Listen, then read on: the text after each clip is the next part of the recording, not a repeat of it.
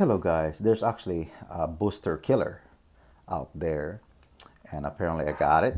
So you guys can see here the reason why I'm saying it because this thing I can go off-road and also you can go on the street. So basically all terrain, not like your boosted board is so limited where you go.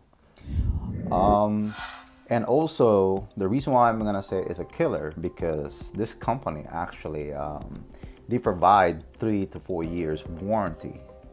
So if you have any issue with it or anything like that, you can just directly return it to them and to take care of you. So, you know, for having for less price and also add that warranty, it's pretty good. I actually rode it, and you guys can see here, it's actually a little bit faster than a boosted board. The reason why I'm saying it's a little bit faster than a boosted board because this right here comes with the off-road tires and it has to have that speed to make it going. It's really smooth in the sand. I actually rode in it and also in the street track. You guys can see here, this thing is really tough.